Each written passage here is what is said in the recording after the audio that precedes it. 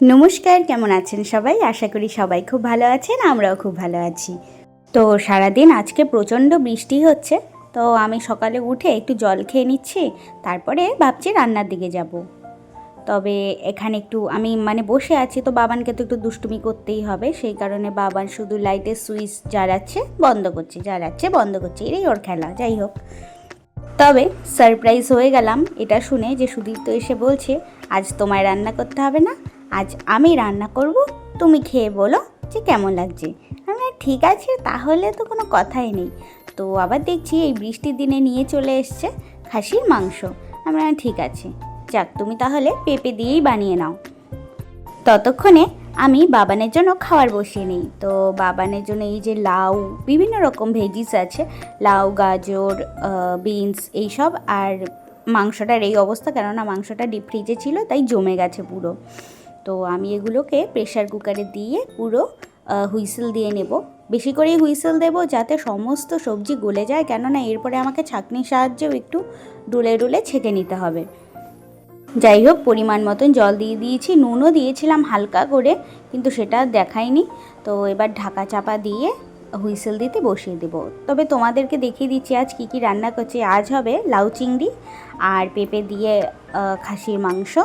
আর ওই দিকে তো বাবানের স্পেশাল খাবার রেডি হচ্ছে। আমরা মাংস খাবো, বাবান খাবে না, সেটা আবার হয় নাকি? তাই বাবানের জন্য চিকেন। তো এখানে স্বামী স্ত্রী দুই টোনাটুনি মিলে চলে এসেছি রান্নাঘরে। ও মাটনের জন্য পেঁপে কাটছে, সব সরঞ্জাম রেডি করছে। তো আমি বললাম ওই দিকে আমি লাউ দিয়ে চিংড়িটা বসিয়ে দিই। তো যাই হোক, বসানো হয়ে গেছে, আর সুদীপ্তরও মোটামুটি এখানে রান্না কমপ্লিট। তাই আমি বললাম যে তুমি এখন স্নানে চলে যাও, তারপরে আমি স্নানে যাব, ততক্ষণ বেবিটাকে দেখব। তো আমি স্নানে যাব, তারপরে এসে খেতে দেবো। আর পাশে যে হাঁড়িতে ফুটছে, ভাতও বসানো হয়ে গেছে। তো সুদীপ্তকে খেতে দিয়ে দিয়েছি। মেনুটা একবার দেখে নাও। আছে হচ্ছে মাটন, তারপরে হচ্ছে পেঁপে দিয়ে মাটন, তারপরে লাউ চিংড়ি, নোটে শাক, স্যালাড আর সাদা ভাত। তবে মাংসটা কিন্তু অপূর্ব সুন্দর হয়েছিল খেতে, পুরো মোলায়েম, ধরলে পরেই একদম খুলে খুলে যাচ্ছে, এতটাই মাখনের মতো নরম হয়েছে।